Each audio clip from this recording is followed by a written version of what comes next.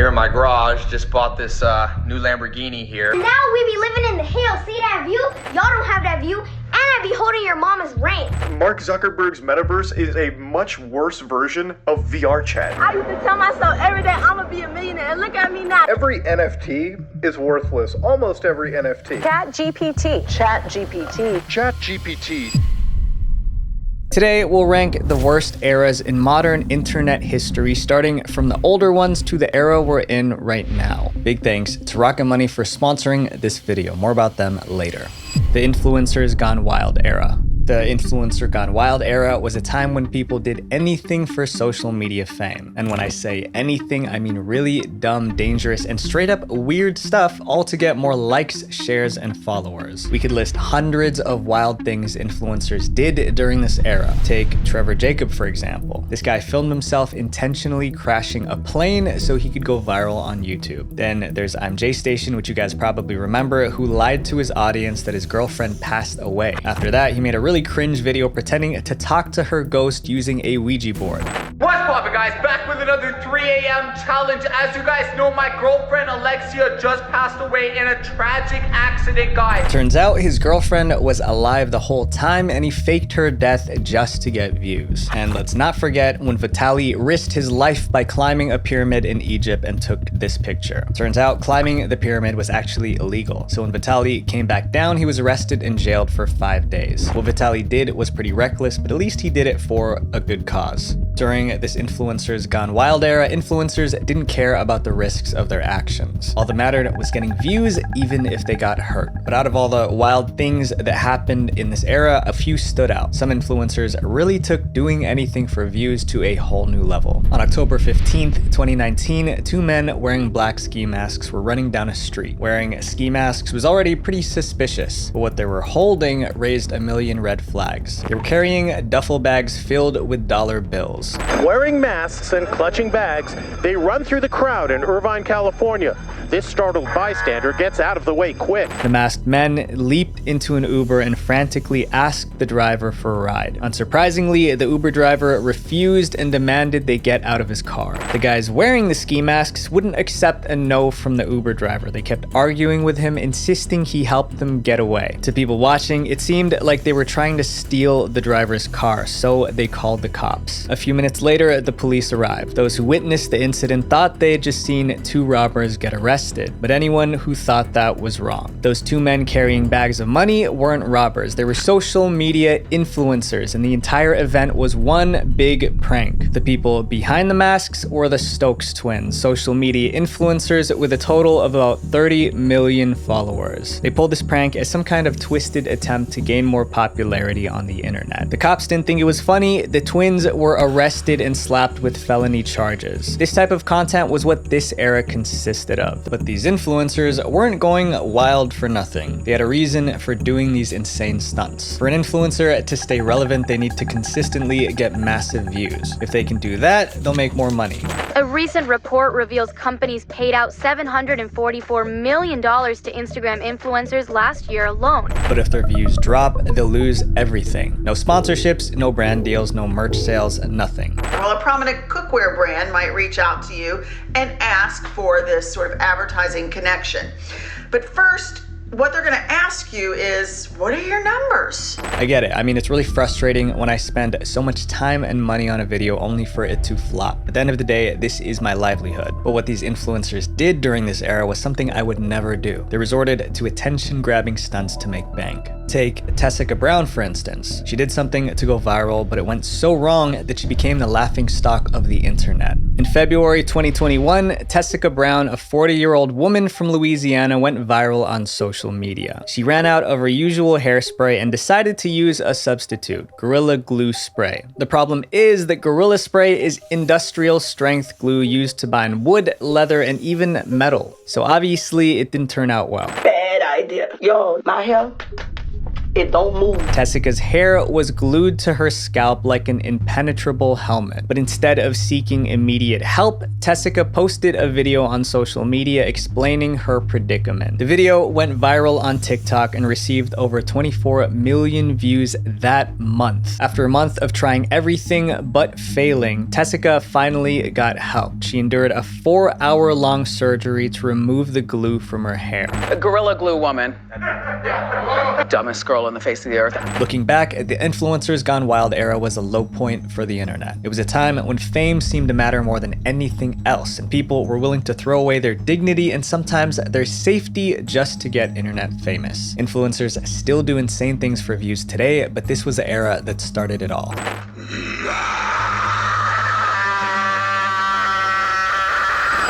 The fake guru era. Before 2015, most people never heard the term fake guru. That year, people didn't just know what a fake guru was, they hated them with a passion. The fake guru era began when people realized they could make money selling courses on the internet. This meant anyone could sell a course online, even if that person didn't know a thing about what they were teaching. And I want to clarify that I bought a ton of courses that were super valuable, but what I'm talking about here are terrible courses with trash information. There was an explosion in these types of online courses promising to teach people how to get rich fast. And those who bought these courses quickly realized that what they got wasn't what they were promised. Another problem with the fake guru era was how many people suddenly started calling themselves experts. It was like the word lost its meaning. Most internet experts didn't have qualifications, experience, or even real knowledge. They just had slick websites, some over-the-top testimonials, which were usually fake by the way, and a lot of Instagram and Facebook ads. So they spend a tremendous amount on Google Ads to get people in the door, promising the dream. Sad to say, I had some acquaintances that I met in real life who made $1 million in 1 year. But I found out that they made that money from selling courses, not from what they were actually teaching. Fake gurus during this era were really good at selling courses, especially since it was a new form of marketing at the time. They make these flashy videos, show off their expensive cars, luxury homes, and private jets, all to convince you that they found the secret to success. And they were willing to share it with you all for $299. We're here to support you. I want to see you on this jet with us next time. It's awesome, and you can totally do it. We're actually flying back here. I had to charter a jet. What's up, Tim Sykes, millionaire mentor and trader here. I want to teach you, I want to help you. But there was one man who was the most famous of them all. The famous Tai Lopez. In September 2015, Tai Lopez released an ad that made him the poster child for the fake guru era. In that video, Tai talked about the importance of knowledge while showing off his Lamborghini. Here in my garage, just bought this new Lamborghini here. It's fun to drive up here in the Hollywood Hills. But you know what I like a lot more than materialistic things? Knowledge. The video went viral and inspired many jokes and parodies. Here in my garage, just bought this new Honda Civic here. Fun to drive around in the Florida heat. Jokes aside, viewers were intrigued. Did this man truly have the secret to success? They didn't have to wonder for long because Tai Lopez had a course they could buy. It was called the 67 Steps Program to the Good Life. For $67 a month, subscribers would get access to a mix of videos, coaching calls, and other bonus content that would make them rich. However, those who tried the program weren't happy with the results. They were furious. Many felt Tai's advice was copied from other motivational speakers like Jack Canfield, who also had 67 steps in his self-help book. So many customers were dissatisfied with Tai's courses that he was labeled the internet's most hated self-help guru. Tai's courses contained some useful information, but the problem was that he overpromised how life-changing it would be. It means 50 hours of Tai Lopez basically bloviating about little anecdotes in his life. I mean, nothing of this felt prepared. It felt like he just had 3 points and his goal was to hit like a 30-minute marker. People who bought these courses felt that they weren't getting what they were promised. Instead of learning how to build a successful business, they were getting generic information that they could find for free with a simple Google search. If you're trying to market like a program that's just this, I think it's truly just kind of evil to prey on people's vulnerabilities. But during this time, my social media feed was flooded with people selling courses. But there was one guy in particular that made me sick. I remember when I first came to Canada, I had no money, no connections, to now Cole Harbour in Vancouver, the most expensive buildings. On his website, Dan Lok describes himself as one of the most recognized entrepreneur mentors in the world. However, that's not how others describe him. One unhappy customer who spent over $2,400 on Dan's courses said this: "He is a liar, a scammer, and everything else which constitutes a fraud. He lies with confidence, and he lies so many times that one might begin to wonder if he ever tells the truth." This is pretty harsh, especially from someone who trusted Dan enough to buy his courses. But it makes sense when you examine the content inside his courses. His most popular course is the High Ticket Closer Certification Program, which costs about $2,500. Again, I don't have a problem even if a course is like $2,500. I mean, I paid way more for college. But if that $2,500 course has $10 worth of information in it, that is a huge problem. Eventually, people got tired of being scammed and began exposing these fake gurus for the frauds they were. They just keep pumping these programs that are extremely expensive that are somehow convincing desperate people that by spending money on this program, it'll allow them to become these successful alpha males. You're giving away your free book. You just try to sell me stuff. Of course I am. I have no shame. I have no guilt. I have no hesitation. Fake gurus were finally being exposed. Crazy stuff, and you're thinking to yourself, wow, how can this guy be phony if he's got such a crazy mansion that he lives in? You know, he must be legit. This is a facade. It's a rental, right? This is ultimately a rental. Dan Lok ostensibly cannot afford living here. After all, think about it. If these so-called gurus were truly rich, why did they have to try so hard to sell us expensive courses? Why did they need our money? If you're a millionaire, why sell a course?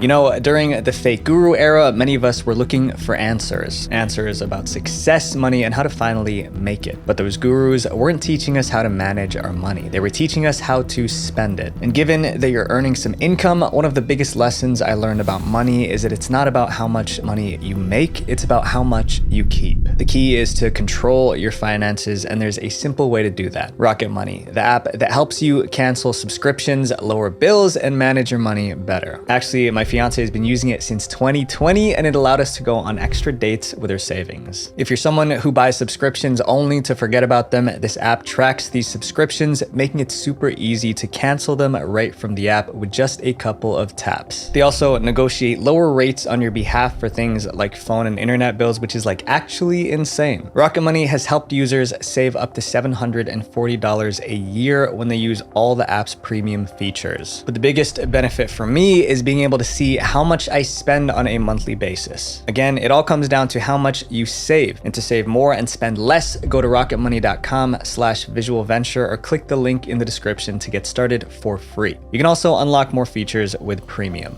Now, we're taking this next era to Instagram, the Instagram clout era. Yes, the Instagram clout era. This was when people flaunted luxurious lifestyles on social media. What's up, y'all? I wanted to show y'all my $8 million estate that I just purchased. If you scrolled through Instagram during this era, it seemed like everyone was driving expensive cars, eating fancy meals, or wearing designer clothes. But here's the catch. Most of them weren't actually rich at all. They were faking it. But if they weren't rich, how were they able to afford the rich lifestyle they were flaunting? People are going to a fake private jet that costs like $80 or something to have a session photographing yourself on a private jet. Some would rent cars or mansions for a day so they could take pictures. Others would borrow expensive clothes and accessories. People went as far as editing their pictures with Photoshop, making it seem like they were in exotic places. I look at that and I just think, why do you have to post that? Why do you have to post that? You are not seeing Jeff Bezos coming out of a Louis Vuitton with all of his bags that he just bought. With so many people faking their lives, it's no surprise that the Instagram clout era brought along some problems. The rich Instagram lifestyle set unrealistic expectations for those watching. But a lot of these things are cropping up lately, and it's making you feel inferior. I think Instagram is all of these potential issues on steroids. Any insecurity you have will be maximized to the 100th degree by scrolling on that app. Well, we can't talk about clout chasing chasing without mentioning the all-time best at it. I'm sure you guys remember it, Lil Tay. She became a viral sensation in 2018 at just 9 years old. She gained fame by posting videos on Instagram where she flaunted luxury cars, cash, and expensive homes. She also called herself the youngest flexer of the century while using cuss words like the B and N words in her videos. I'm richer than all y'all broke. 30 on my wrist. What all y'all doing with your lives? Her over-the-top persona made her stand out online, and she amassed over 3 million followers in just a few short months. But behind Lil Tay's luxurious lifestyle was a dark secret that could ruin her reputation. In May 2018, reporters from Vice discovered the identity of Lil Tay's mom. Her name was Angela Tian, a real estate agent in Vancouver, and Vice had some bad news about her. It turns out Lil Tay's mom was fired from her job because she'd been using her clients' properties for Lil Tay's videos without their permission. Specifically, she used a $3.6 million penthouse and a red Mercedes convertible. This cost me $200,000. I'm only 9 years old. I ain't got no license, but I still drive this sports car. When her bosses found out, Lil Tay's mom was fired. The article went viral, confirming what many already suspected. Lil Tay had been faking her wealth all along, but her reputation was about to take another hit. A video was leaked showing Lil Tay's older brother Jason coaching her on what to say in her flexing videos. You still irrelevant, like I said last time. What do I say? Keemstar posted the video to Twitter. That video confirmed that Lil Tay was a fraud just faking a rich lifestyle for views. This whole era was filled with people flexing their money that they didn't have, especially brats. There was also Wo Vicky, who was also accused of faking her wealth to gain followers and attention. I'm 18 years old. I'm out here flexing on y'all haters. Y'all could be blessed like this too. I used to tell myself every day I'm gonna be a millionaire, and look at me now. Except Wo Vicky didn't just flaunt her lifestyle, she also made controversial statements. For instance, she said a DNA test showed that she was 44% African, so she used makeup to darken her skin and spoke like she was from the hood. How you sit here and tell me what race I am? If I say I'm black, then I'm black. First you gotta get the look, and really always keep a few bands on them. So keep your pockets fat with money. However, one of the most interesting stories from the Instagram clout chasing era was about a teenage boy who tried to fool the internet. In 2019, Byron Denton, a 19-year-old vlogger, conducted a social experiment to see how easy it would be to fake a luxurious life online. He wanted to see if he could trick his followers into thinking that he was financially wealthy even though he wasn't. His strategy was simple. He used photo editing apps like Photoshop to create fake pictures of himself wearing designer clothing, sitting in a private jet, and doing other activities you'd expect to see on a celebrity's Instagram. The results were wild. Not only did people believe he was rich, his Instagram engagement skyrocketed. A photo of Byron lounging in a private jet received 1,000 likes in only 7 seconds. But when Byron wore a basic outfit, he received about 2,000 likes, but when he posed in designer clothing, the likes soared to 12,000. Most people believed that his photos were real. After 1 week, Byron ended the experiment. He made a YouTube video titled "I Faked Being a Rich Bee on Instagram" for a week, and this is what happened. This era became an era in the first place because, as Byron shows us, it's so easy to fake a lifestyle. Now, on Instagram, it's all smiles. I'm pretty sure like 90% of my own photos are me smiling too, and we do it subconsciously. So imagine if you really want to deceive people. Looking back, Instagram became a place that fueled insecurity as we compared ourselves to a bunch of fakes. The NFT era. Would you pay $1.3 million for a picture of our cartoon Rock? Well, someone did. But if you think that's strange, brace yourself. Because a few months later, this picture of an ape in a cowboy hat sold for $7.7 million. That's the kind of stuff that was happening during the NFT era. My entire 11 years of making YouTube videos, I've not seen a single trend catch on in the way that NFTs are doing right now.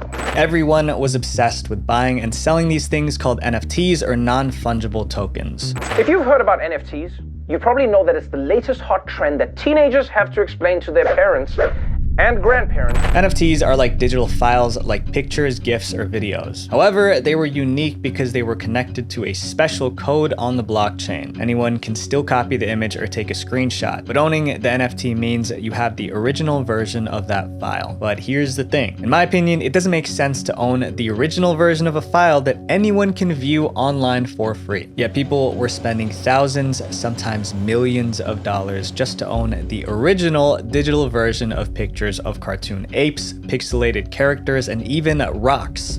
Because NFTs are new and speculative, a lot of famous people are trying to cash in on the craze. Musicians, athletes, actors.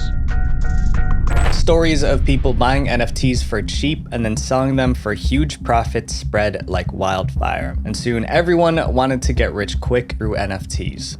Oh my God!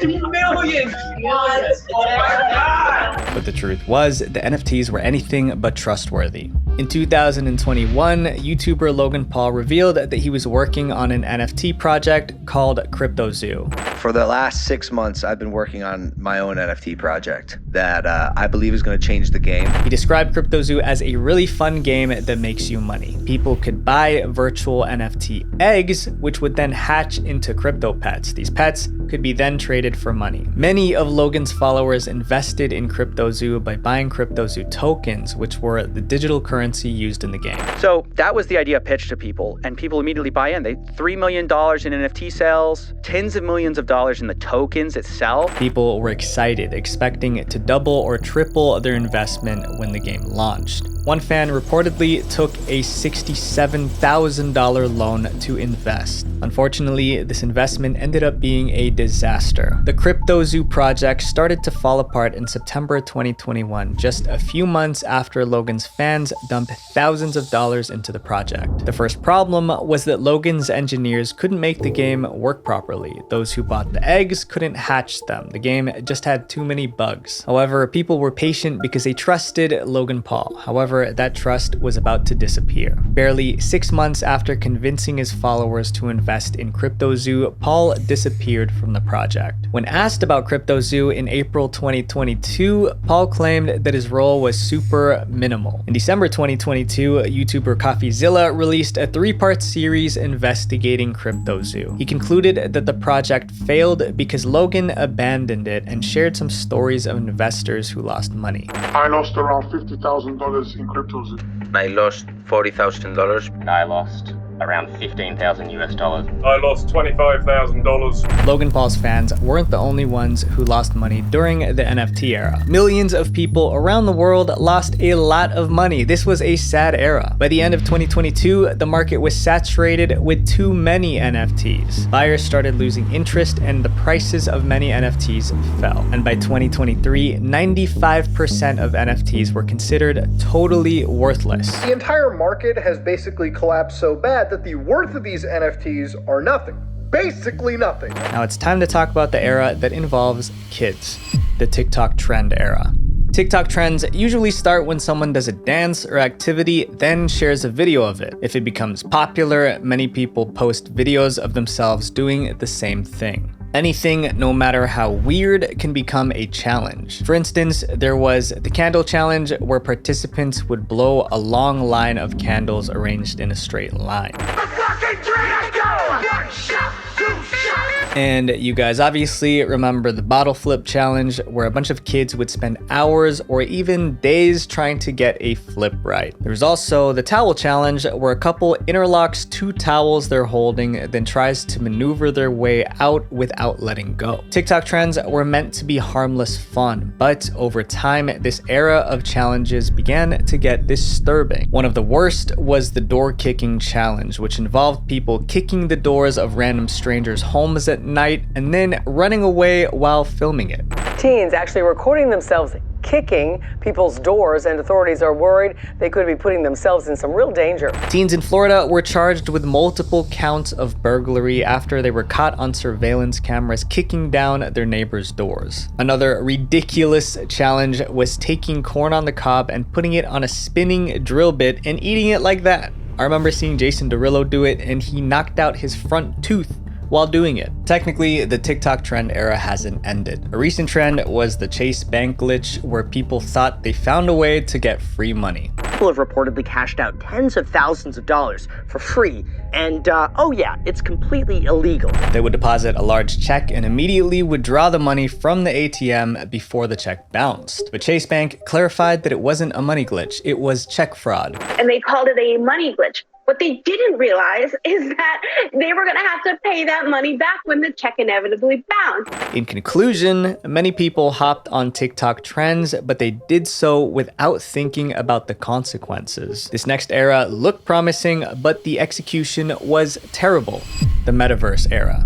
Everyone was excited about the metaverse. To me, the concept was nuts. I envisioned putting on a headset and being transported into another dimension like in the movie Ready Player One. The metaverse was supposed to be a huge virtual world where people could do almost anything: work, play, meet friends, and even go shopping. In 2021, internet searches for the term metaverse surged by 7,200%. Around that time, a survey showed that about 60% of people were excited about moving everyday activities like dating and working out to the metaverse. Are defining it as the virtual world that is the next phase of the internet. In this world, we have digital versions of ourselves, or avatars. Metaverse-related startups raised more than $10 billion in funding, and in the first half of 2022, more than $120 billion was pumped into metaverse projects. Mark Zuckerberg was so convinced that the metaverse was the future that he changed his company's name from Facebook to Meta. Then he launched Horizon Worlds, a metaverse virtual reality world similar to Second Life or Roblox.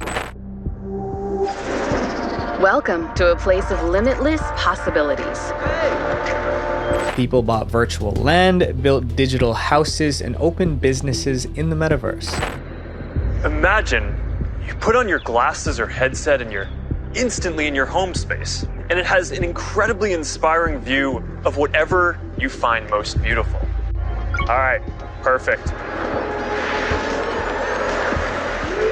People were saying the metaverse was going to revolutionize everything. The hype was huge. However, as people started spending more time and money in the virtual world, strange problems began to emerge, and soon their love for the metaverse turned into hate. The metaverse, Mark Zuckerberg's metaverse, is a much worse version of VR chat. In 2022, a Reddit user asked a question. Why does the metaverse look so bad given billions of dollars were spent on it? In the post, he said a lot of games much older than the metaverse with a fraction of its budget look and function much better. And that was absolutely true. People expected the metaverse to have incredible visuals like cinematic CGI. Instead, they got graphics that looked like video games from the early 2000s. With $18 billion, with that amount of money, you would expect this experience to be immersive and engaging. Right? An article called Why Everyone Hates the Metaverse explained how Mark Zuckerberg's metaverse project Horizon Worlds made everyone lose interest in the metaverse.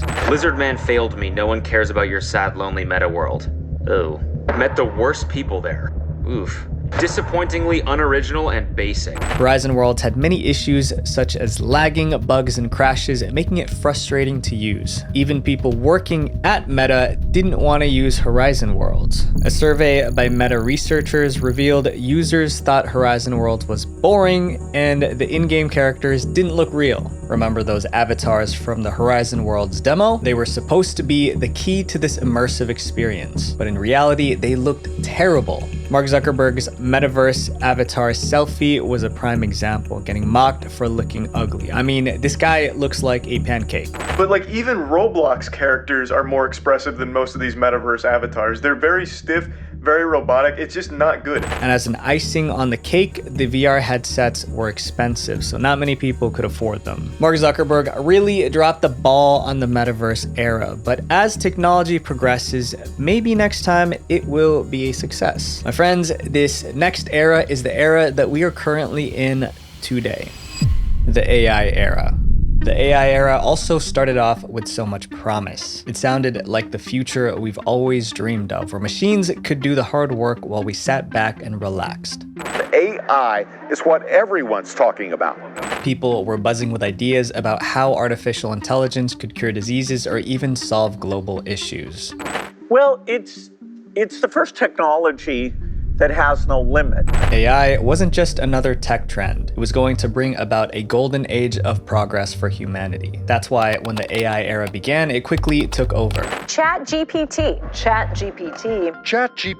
ChatGPT stunned the world. And me. It stunned me too. Around that same time, other impressive AI technology was launched. There was DALL-E, which could create images from simple text prompts, GitHub Copilot, an AI tool that helped developers write code faster, and Runway ML, an AI tool that could generate videos from a text prompt. Everyone expected AI to make life easier and more exciting. However, as people started using AI more often, they realized this powerful technology also had a dark side. Deepfakes. Deepfakes are realistic videos or images created using artificial intelligence. The AI learns from real videos and photos of a person and then uses that information to create fake content that looks real. The former president or his legal team acting in bad faith. This is a deepfake example of what is possible with powerful computer and editing. It wasn't long before criminals realized they could use deepfakes to commit crimes. In 2023, a video of YouTuber Mr. Beast was circulating on TikTok. If you're watching this video, you're one of the 10,000 lucky people who'll get an iPhone 15 Pro for just $2. I'm Mr. Beast, and I'm doing the world's largest iPhone 15 giveaway. Click the link below to claim yours now. I mean, to me, the video looks kind of off, but think about the people who aren't good with technology. Mr. Beast is the most successful YouTuber in the world, known for his philanthropy and giveaways. So most people would assume this was just another giveaway he was organizing. Except, it wasn't. Scammers used deepfake technology to mimic Mr. Beast's appearance and voice for this video. Anyone who clicked the link on the ad was asked to provide their personal details and credit card information, which scammers could use to steal from them. Mr. Beast took to Twitter to warn people about the scam, but he wasn't the only celebrity targeted by deepfakes. An analysis of the 5 most visited deepfake websites found adult videos of almost 4,000 celebrities, including actresses, musicians, and YouTubers. AI is being used to create images, and it was Taylor Swift, the latest victim of this, after fake photos of her started spreading online. Artificial intelligence was also creating problems in other aspects of life. In schools, students started using ChatGPT to cheat on their homework and exams. Artists discovered that AI image generators were copying their styles without their permission. Sure, AI could do a lot of cool things, but it also took away a lot of things that made the internet special. Felt like we lost a bit of our humanity along the way. Remember, so-called generative AI like ChatGPT and DALL-E should actually be called imitative AI. AI also gave bad guys the most powerful tool they've ever had. From deepfakes to spreading fake information, AI crime made the internet more dangerous than it has ever been before. And criminals are taking advantage. Here's how AI is transforming online crimes. Her voice had been duplicated by a scammer using artificial intelligence. While AI still has its benefits, it's clear that the AI era could possibly lead to the worst disasters in history. In 2023, Elon Musk, along with over 1,000 tech leaders, wrote an open letter asking to pause AI development because the technology might be too dangerous for humanity. As AI progresses, there will be amazing advancements, but also much worse to come. So as Albert Einstein once said, the human spirit must prevail over technology. Visual venture.